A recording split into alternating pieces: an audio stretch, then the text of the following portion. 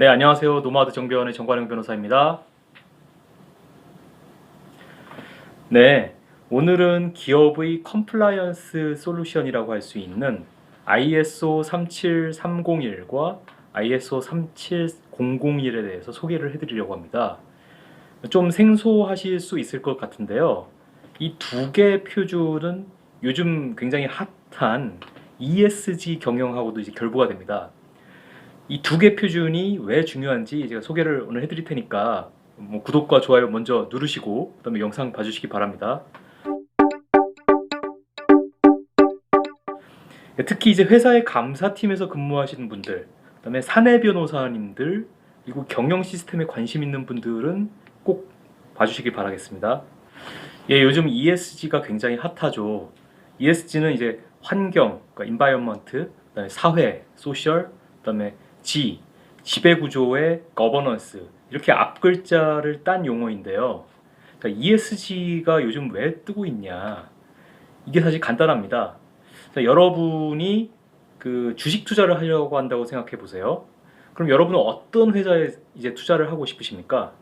당연히 이제 안전하면서도 수익률이 좋은 회사, 그런 회사에 이제 투자를 하고 싶으실 텐데요. 이게 문제가 이제 안정성과 수익성, 이 두 마리 토끼를 잡기가 굉장히 힘들죠. 근래 들어서는 이런 회사들을 찾기가 굉장히 어려운데, 가령 이제 예를 들면 여러분들 그 미국에서 발행되는 포춘 잡지 아시죠? 그 포춘에서 분석한 바에 따르면 미국 500개 기업 중에서 과반수가 15년 내에 사라진다고 합니다. 뭐 예를 들어 이게 더 빨라지고 있어요. 문제가 이제 70년대에는, 그러니까 1970년대에는 10년간 한 35% 기업들이 500대 기업에서 이제 사라졌다, 빠졌다라고 했을 때는, 이게 2000년대 들어서는 70%의 기업들이 이제 리스트에서 사라졌다고 해요. 그래서 뭐 가령 이제 1990년에 포춘의 500대 기업의 리스트에 들어갔던 그런 기업이, 그런 대기업 중에서 2016년에도 이제 500대 안에 남아있는 기업이 한 95개밖에 없는, 뭐 이런 정도로, 이게 무려 한 81% 정도가 이제 생존하지 못하거나 아니면 경영에서 밀려나는 지금 그런 추세거든요. 왜 이런 일이 일어날까? 왜 기업의 수명이 자꾸 이게 짧아지는 걸까? 이런 의문에서 ESG가 이제 뜨게 된 겁니다. 여러분, 어떤 회사가 단기적으로 돈을 아무리 많이 벌어봤자 이게 오래 못 가고 사라질 거라면은 그 회사에 이제 투자하시고 싶은 마음이 드시겠어요? 물론 이제 단기 투자로 치고 빠지는 주식 투자를 하시는 분이라면은 뭐 상관없겠지만은, 이렇게 중장기 투자를 보통 계획한다고 했을 때는 그렇게 사라져버릴 가능성 있는 회사에다가 선뜻 투자하기는 어렵겠죠. 투자가 아니라 소비하는 입장에서도 마찬가지입니다. 여러분이 가전제품을 이제 구입하려고 한다라고 했을 때 이게 오래지 않아 사라질지도 모를 그런 회사의 제품을 구입을 하시겠어요? 아니죠. 그 제품에 대해서 뭐 AS도 잘 받고 뭐 고장 수리를 받는 게, 이게 회사가 뭐 어려워지면 이게 또 힘들어질 수가 있잖아요. 그러니까 소비자들도 그 기업이 장기적으로 살아남아 가지고 제품에 대해서 뭐 책임을 져줄 것을 이제 원하게 됩니다. 정리를 하면은 투자자들과 소비자들은 지속 가능한 기업을 원한다. 그리고 이 지점에서 ESG가 요즘 굉장히 중요한 잣대가 되는 겁니다. 즉 ESG를 준수하는 기업은 지속 가능하다. 그래서 이게 바로 이제 ESG가 뜨게 된 배경입니다. 자, 이제 본론으로 이제 들어갈게요. 자, 그럼 좋다. 회사가 ESG 경영을 해야 되는 거는 이해가 간다. 그런데 ESG와 오늘 얘기하는 네가 얘기하려고 하는 컴플라이언스 경영 시스템은 무슨 관계가 있는 거냐? 이제 이렇게 물으실 수가 있겠죠. 자, 한마디로 제가 말씀드리면은, 회사가 ESG 경영을 하려면은 기업 지배구조, 즉 거버넌스, ESG에서 G에 해당되죠. 거버넌스에서부터 시작을 해야만 합니다. 자, 이제 지배구조는 경영적인 개념인데요. 그 경영적인 개념인 지배구조를 탄탄하게 만드는 방법, 이 바로 이제 그 컴플라이언스 경영 시스템입니다. 컴플라이언스를 근데 그냥 우리말로 번역을 하면은 준법인데요. 사실 이 번역이 컴플라이언스의 뜻을 정확하게 전달하지는 못하는 것 같아요. 왜냐하면 영어 컴플라이언스는 이제 법률뿐만 아니라 규칙과 사내 규정, 그 다음에 뭐 윤리, 도덕, 이런 걸 포함한 모든 준칙을 지키고 그다음에 준법 같은 걸 감시하고 내부 통제하고 이런 경영 활동을 다 일컬어서 이제 컴플라이언스라고 하거든요. 그러니까 쉽게 말해서 컴플라이언스는 그 수신제가 치국평천하 있지 않습니까? 그 수신제가를 위한 일련의 시스템이에요. 회사가 수신제가 해야지만 치국평천화도 할 수 있는 거죠. 자, 그러면 컴플라이언스 경영 시스템이 뭔지 이제 궁금해지시죠? 이 컴플라이언스 경영 시스템의 종류가 뭐 여러 가지가 있지만은 가장 범용적인 게 이제 ISO에서 만든 37301 표준과 37001 표준입니다. 자, ISO는 많이 들어보셨죠? 우리말로 하면 이제 국제 표준화 기구인데요. 1947년에 설립돼서 스위스 제네바에 본부를 두고 있습니다. 이게 ISO가 제정한 표준은 이제 국제 표준으로 인정을 받죠. 우리나라도 국가기술표준원이 ISO의 정회원으로 활동을 하고 있어요. 이 ISO가 제정한 표준이 굉장히 많습니다. 이 중에서 유명한 걸로는 뭐 품질관리 표준, 그다음에 뭐 환경 경영 표준, 뭐 안전보건 표준, 식품안전 표준 이런 것들이 있는데요. 근데 이제 오늘 말씀드리려고 하는 이제 ISO 37301과 37001 표준은 경영 시스템 표준에 해당이 돼요. 더 정확하게 얘기하면은 ISO 37301은 컴플라이언스 경영 시스템이고요. ISO 37001은 부패 방지 경영 시스템이에요. 그러니까 오늘 시간 관계상 제가 뭐 컴플라이언스 경영 시스템에 대해서 뭐 자세한 얘기를 이렇게 해드리긴 힘드니까요.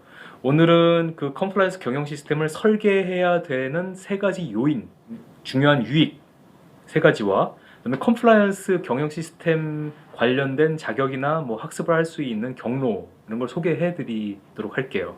자, 먼저 컴플라이언스 경영 시스템을 설계해야 하는 이유. 그 첫 번째, 컴플라이언스 시스템을 통해서 회사의 법적 책임이 경감될 수 있다.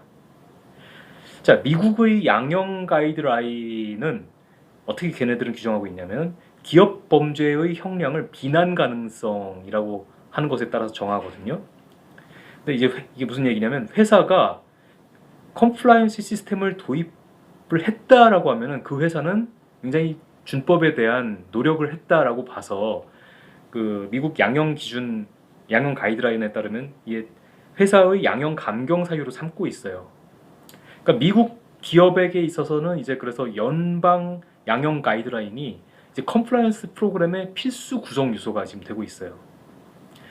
근데 앞으로는요, 우리나라도 미국처럼 될 것 같아요. 최근 몇 년 사이에 우리나라에서 제일 큰 굴지의 글로벌 대기업, 거기 이제 총수가 그 형사 범죄로 재판받은 일 알고 계시죠? 근데 그 재판에서 재판부가 준법 감시실 설치 이거를 이제 형량을 줄여주는 근거로 이제 활용하고자 했던 거 혹시 아시나요? 그러니까 우리나라에서도 보면은 회사가 스스로 위법 행위를 억제하는 내부 통제 장치를 만들도록 그렇게 유도하는 분위기가 이제 재계뿐만 아니라 시민 사회에서도 조성이 되고 있어요. 어쨌든 그 기업의 임직원 총수와 회사는 별개로 놓고 보자라고 하는 그런 관점에서 임직원이 잘못했으면 그 임직원 처벌을 해야 되겠지만 회사는 나름대로 노력을 했는데 임직원이 그런 위법 탈법 행위를 한 건 어쩔 수 없지 않느냐. 회사는 컴플라이언스 시스템을 만들어서 최선의 노력을 다했다면 회사에 대한 양형은 감경시켜 줘야 되지 않느냐라는 인식이 이제 확대되고 있는 거죠. 이게 첫 번째고요. 컴플라이언스 경영 시스템을 도입해야 되는 이유 두 번째, 컴플라이언스 시스템을 통해 기업이 양벌 규정으로 형사처벌 받는 것을 피할 수 있다. 양벌 규정이란 게 뭐냐면요, 어떤 범죄 행위에 대해서 행위자가 있겠죠. 행위자뿐만 아니라 그 행위자와 일정한 관계가 있는 회사에 대해서도 형벌을 동시에 과하는 규정을 말합니다. 이게 왜 이런 규정을 뒀냐면 이제 행위자만 처벌해 가지고서는 이제 형벌의 목적을 달성하기 어렵기 때문에 그런 위반 행위에 의해서 이익을 얻는 회사나 그 사용자에 대해서도 처벌을 하는 게 해야지만 이제 형벌의 목적을 달성할 수 있다. 이게 양벌 규정의 취지인데요. 자, 이때 회사나 사용자가 양벌 규정으로 처벌을 받지 않으려면 그럼 이제 업무상 불법 행위를 방지하고 예방하는 조치를 강구했다. 이 사실을 이제 증명을 해야 하죠. 그렇게 증명을 함에 있어서 이제 기업이, 회사가 컴플라이언스 시스템을 어떻게 구축하고 유지하고 있는지를 밝힘으로써 회사는 그런 조치를 강구했다는 걸 증명할 수 있게 되는 겁니다. 즉 컴플라이언스 시스템을 성공적으로 유지하고 운영함으로써 회사가 양벌 규정의 적용을 피할 수 있는 거죠. 이게 두 번째 이유고요.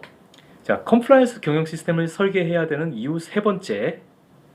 자, 컴플라이언스 시스템을 통해서 기업의 손해배상 책임을 경감할 수 있다. 무슨 얘기냐면 우리 민법 756조를 보면 거기에 사용자 책임이라고 해서요.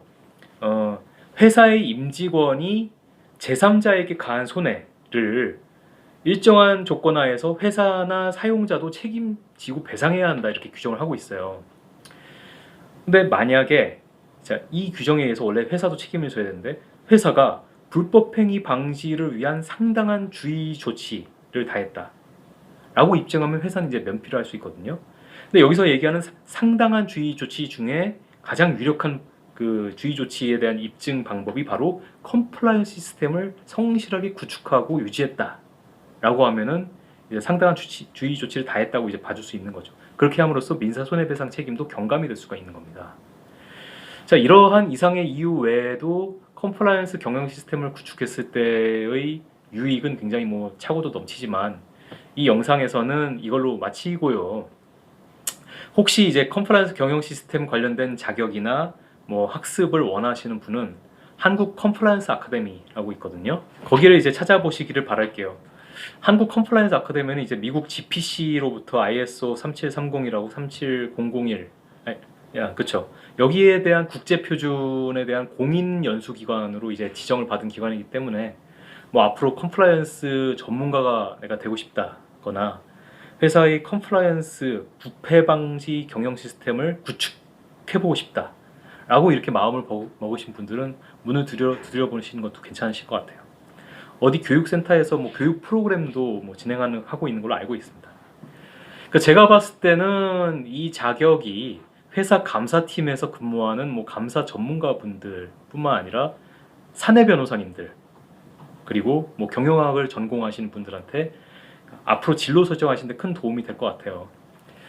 글로벌 수준에서 이게 통용될 수 있는 그런 컴플라이언스 경영 시스템 구축이 가능하거든요. 왜냐하면 ISO가 국제 표준이기 때문이죠. 이거에 대해서 체계적으로 뭐 학습을 하시게 되면은 제 생각에는 직업적인 전망도 굉장히 밝을 것 같습니다. 자, 이렇게 해서 오늘은 ESG의 핵심이라고 할 수 있는 컴플라이언스 경영 시스템에 대해서 뭐 간단하게 소개를 해드렸습니다. 구독과 좋아요 잊지 말고 눌러주시고요. 다음에 또 재밌고 유익한 영상으로 제가 찾아가지고 뵙도록 하겠습니다.